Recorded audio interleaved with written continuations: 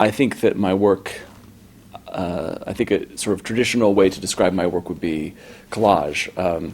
It works like collage on a number of different levels, both on a narrative level and on a formal level, in that it is an accumulation of materials coming together to create a more complicated whole.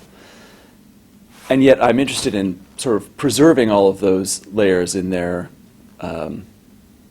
primary forms as well, so that you have this kind of cross-pollination between the source material and what I ultimately make from these different variables that I bring together. So on a formal level, I think that you can see, for example, the fact that these films weren't shot on video, they were shot on film, which has a very particular look. Film doesn't look like video. It has, first of all, for me, it has a very particular palette. It has a much finer grain than standard video, and it goes to a more kind of spectacular image, which is what I'm always sort of after. And so film lends itself more happily, more easily to the sorts of subjects that interest me in the first place. At the same time, I'm not sort of slavishly devoted to film as a unique medium.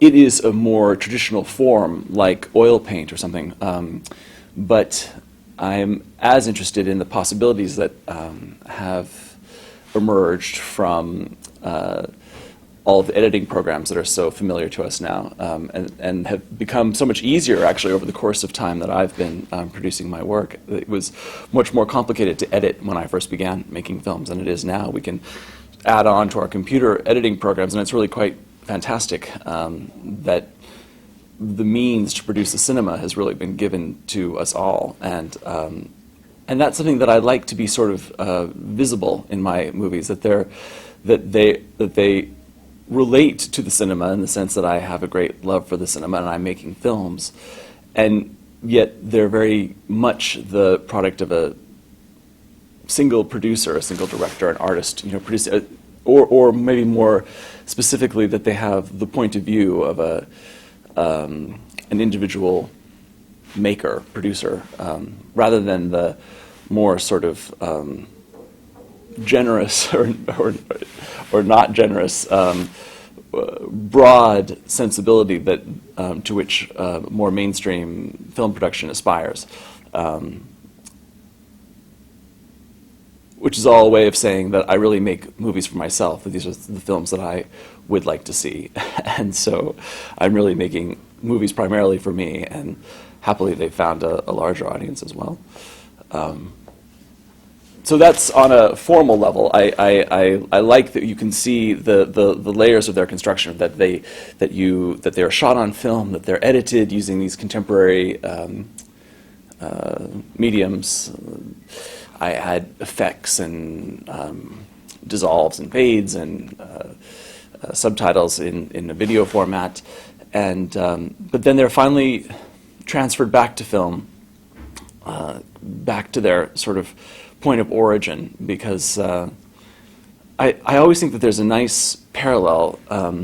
Often my films are about a journey or they're a story, and I think there's a nice kind of formal parallel between the stories that unfold in the work and quite literally the film itself as it winds its way through the projector. It literalizes this kind of path or this story, and you see a kind of formal correlation between the material of the film itself wending its way through the mechanism.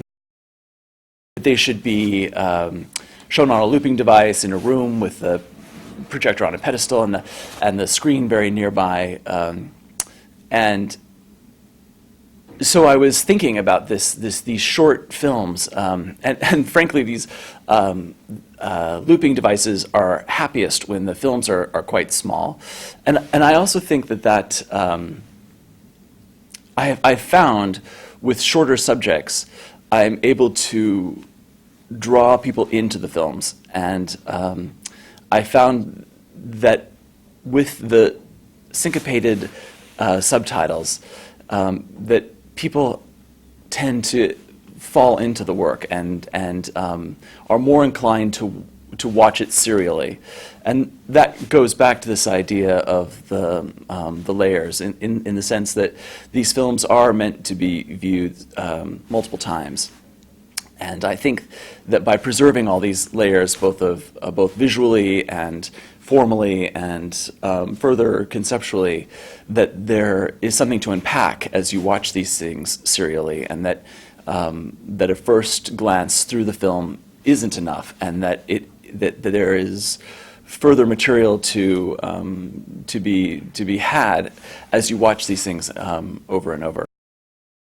I began as a painter, actually, and I think of these as having a relationship to painting in the sense that they are very carefully composed, and I really did choose this sort of film for its palette in the way that a painter might choose a type of paint, or and yet film lends itself so seamlessly and effortlessly because the stories are complicated, and because they're layered with different because their images are coming from different places and different sources, and that the meanings that they construct aren't so straightforward. Film allows us to see and read layers of meaning without the image becoming overly complicated or heavy. We're able to seamlessly absorb and read information on many levels simultaneously with film in a way that I think in a painting might appear cumbersome and overdetermined. And it was the subtlety, frankly, and the ephemerality of film that attracted me in the sense that you could construct this very complicated language and yet have an ultimate result that retained a lightness and an ephemerality, both in its literally in the way it appears, but also in its color and the light and the insubstantiality of the image that's created by the film projection. I'm drawn to subjects or stories that we all hear. So many stories in our lives. We are inundated with information increasingly, and our lives are very rich, which is a kind way to put it, or overfull with information. But I'm fascinated by the process, and I think it's paralleled in filmmaking of editing, but rather the editing that we do with the information that we all accumulate in our day-to-day lives. By which I mean that we take in so many stories and so much information, and yet very little of it remains. And sometimes there are obvious reasons why a particular story or an anecdote sticks with us and that we recall forever and becomes part of our own kind of interior structure that we use in terms of how we define ourselves. You know, we are ultimately collages of our own in terms of an interior sense of the stories that we've used as building blocks to kind of create our own sense of character and to mark our own selves. I'm always so attracted to these stories that remain, the ones that we never do forget, the ones that are touchstones in our memories that we go back to and play over in our minds again and again. And these are the stories that I choose to make my films from. They're the bits that I've read in a story or in the story of Ortino, actually. Frankly, who was the dog of the Romanovs. I first read in a strange little note in the side of a book about how to raise I had adopted a French bulldog, and I had bought a book that you buy at a pet store about how to raise a French bulldog. And there was this funny little anecdote on the side about, you know, there have been many famous French bulldogs in history. One of them was Ortino, which that struck a chord with me, and it caused me to do all this research about. And sometimes these things,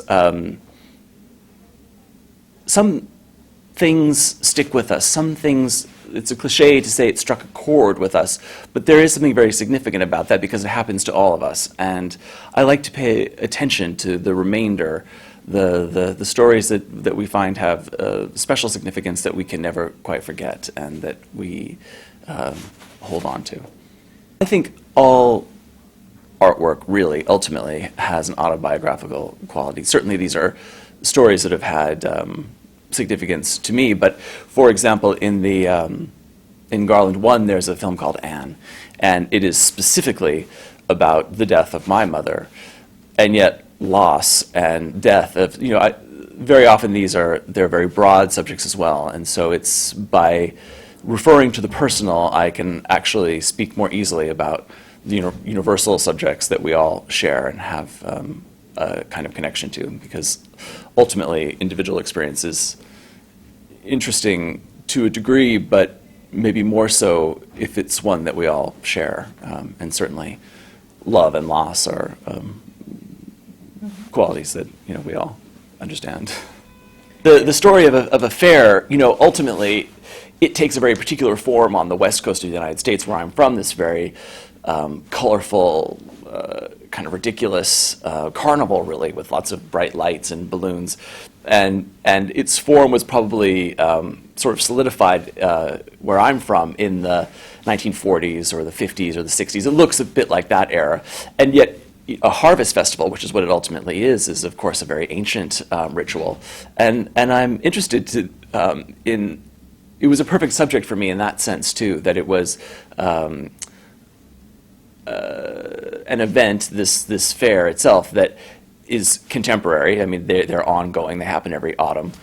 It was part of my history. It was something that my family participated in when I was a child.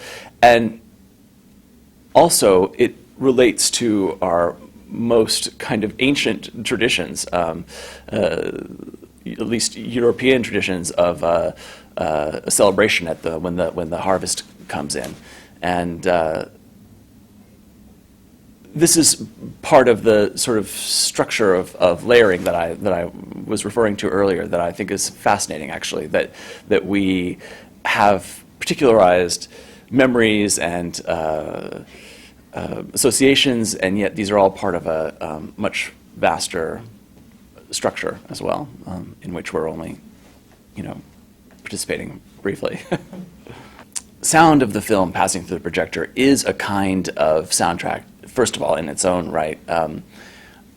Some of us share a memory of having heard that in the past. It was certainly something that I shared, and it was one of my attractions to this type of cinema, because it was how I learned the stories of my own family. We would gather together in the living room. My grandfather was an avid amateur filmmaker, and it was fascinating to see and be able to believe and enter into the past as a child through the films of my family, that I could suddenly see my mother as a young girl, and we really do enter into and believe film. And I love that simple magic that it produces, that even though we can see the mechanism and we can see that it's merely a series of images passing through this machine, we believe that images live on the screen. We're both conditioned to that, and it is something quite unique, I think, and powerful in film generally. And so that sound of the film passing through the projector was something that was very familiar and sort of happy to me. It's also, if you're a careful person in a cinema, particularly a bad cinema, you can often hear the sound of the projector in the background. And there is something very almost hypnotic about the constant clickety-clackety, clickety-clack of the film passing through that mechanism. And in an exhibition setting like this, you often, because sound travels, you often hear it before you even enter into the room where the film is installed. And I think you start to kind of enter into the installation the moment you hear that sound. You know that you don't know what world you're entering, but you know you're entering that other world of film. You're going to sort of leave this reality and enter another. And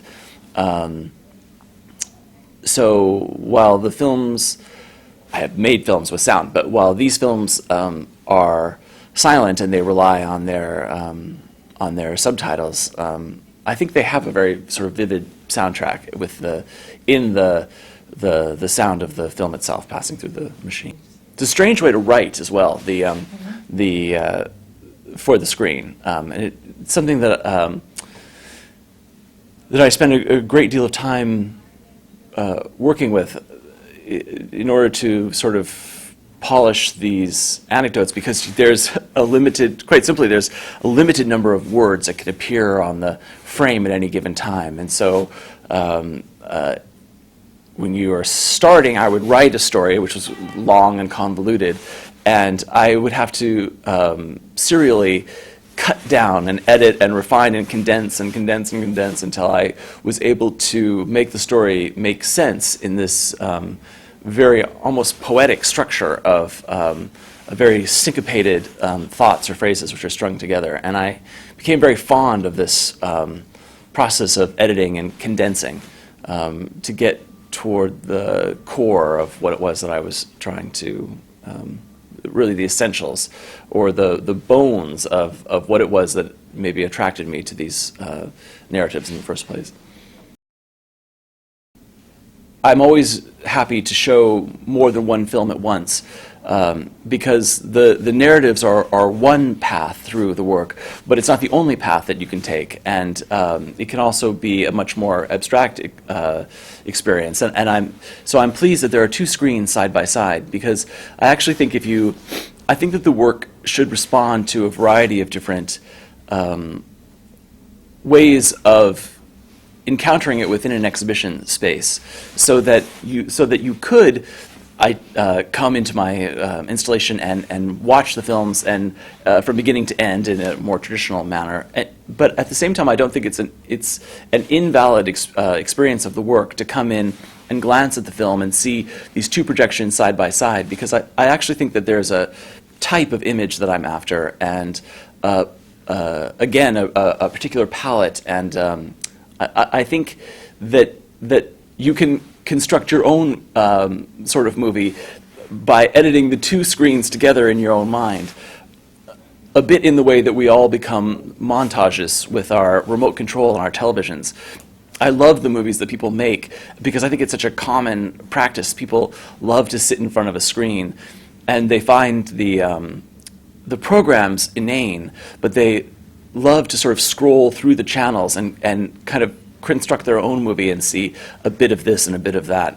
I think we've all become montagists in our own way, and so I encourage you to do that with my films as well, so that they can go on and have another life beyond the one that I've given to them.